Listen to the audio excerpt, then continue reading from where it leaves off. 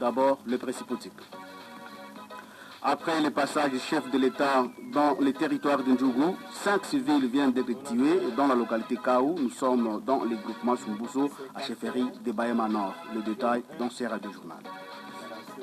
Toujours des cas de meurtre, un militaire FRDC a tiré à bout pour tasser son épouse 8 coups de balle et l'épouse était morte sur place. Vous allez suivre également le film de l'événement dans ces radios journal. Les sports et la revue de presse seront également au rendez-vous et autre brève. Au microphone, c'est votre humble serviteur Abdoulaye Jérémy. La mise en onde est assurée par Bat Rafik. Dans un instant, le développement de tous ces titres.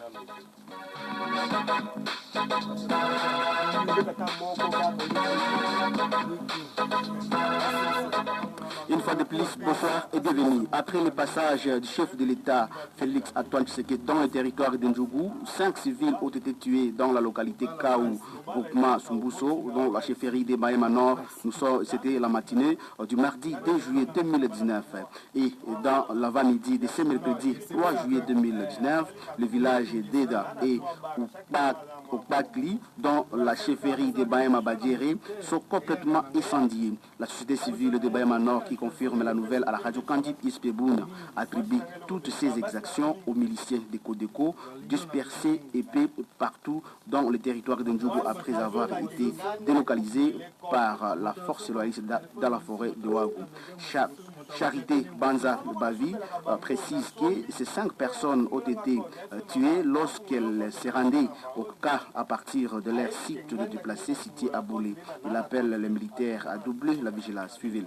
Après le passage des chefs de l'État, dans le territoire de Djougou, le cas récent qui connaît la contraire au niveau de Massombo, c'est dans le village Sombo, à Kao, il y a eu les déplacés, bien sûr, ce sont les déplacés de Massombo qui sont à Boulé, et ils sont partis hier le matin récupérer la nourriture dans leur chat à la maison chez eux, à Kao, à Sombo. Malheureusement, les Lindes qui sont déjà dans les milliers ont attaqué ces civils-là, dont on a décapité 5 personnes, 5 morts sur place. Un pays encore déjà qu'on est en train de chercher, jusqu'à présent on ne sait pas quoi la destination. Et également au niveau des Veja et Oupakri, ça c'est dans la chefferie de Bahema Badjere.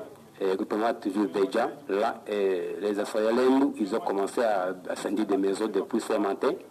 Un peu jusqu'à cet après-midi, ils ont opéré dans ces villages. Un peu ce qui nous regrette aussi beaucoup, que ces villages appartiennent à la chefferie de Bahema Badjere. Et ce village est devenu comme le village de l'Indou. Alors ils sont là à permanent avec leurs armes, passer de Boule à Maze, c'est Kieta. Même du côté de droite, vous passez à Boule, vous ne passez pas ça s'il n'y a pas une sécurité. Alors c'est ce que nous déplorons. Quitte le territoire d'Ndjougou pour ici en ville de Bounia où un militaire FARDC a tiré à bout portant sur son épouse ce mercredi 3 juillet 2019 sur l'avenue Brazza dans le quartier Ngezi. Ce militaire de grade de sous-lieutenant a tiré plus de 8 balles sur son épouse qui a rendu l'âme sur le champ. Tout en condamnant l'acte, le bourgmestre de la commune de Bounia appelle la population de sa commune à une cohabitation pacifique. Robert Adjoku est au micro de la RP6. Effectivement, un militaire répondant au nom de Bob Longo, de bataillon cadre et sous-lieutenant de son état a donné la mort de façon atroce à nos gens. Plusieurs coups de balle avec laquelle ils sont il s'appelait Mbembe Toubi Honorine et il vivait sur la...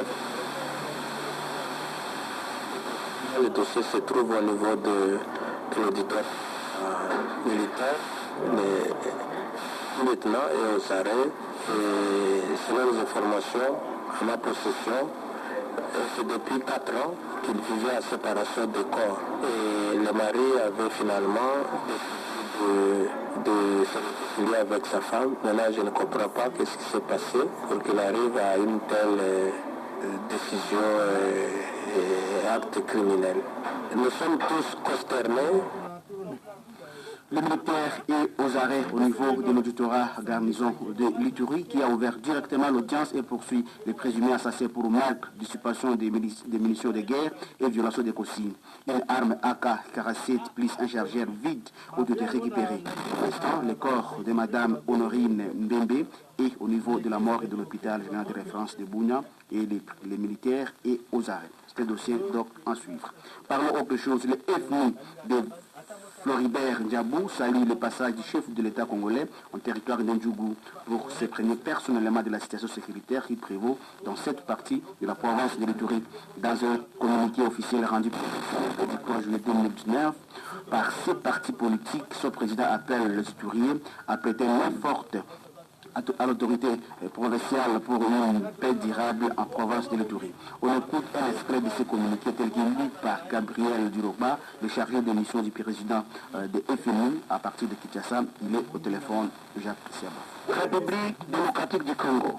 Front des nationalistes intégrationnistes. Déclaration politique. Le Front des nationalistes intégrationnistes note avec satisfaction la descente de son Excellence Félix Antoine Tshisekedi Tshilombo à l'Ituri pendant cette période difficile, caractérisée par une insécurité hors du commun.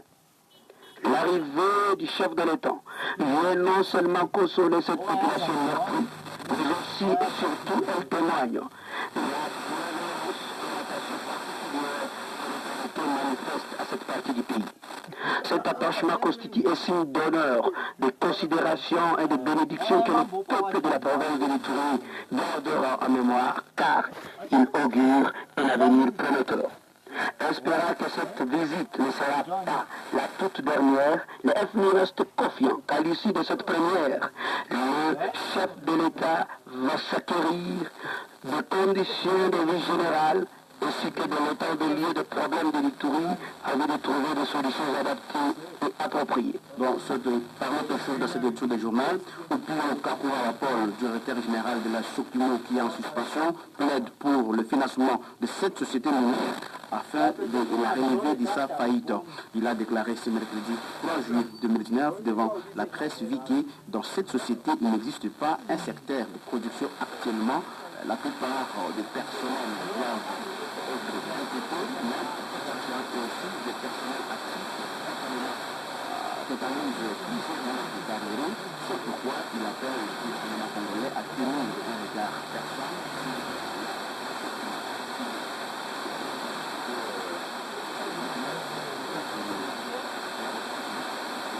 d'un cadavre vivant. Il faut donc aménager, n'est-ce pas, la société par des actions assez courageuses donc, et soutenues pour qu'elle redevienne effectivement un opérateur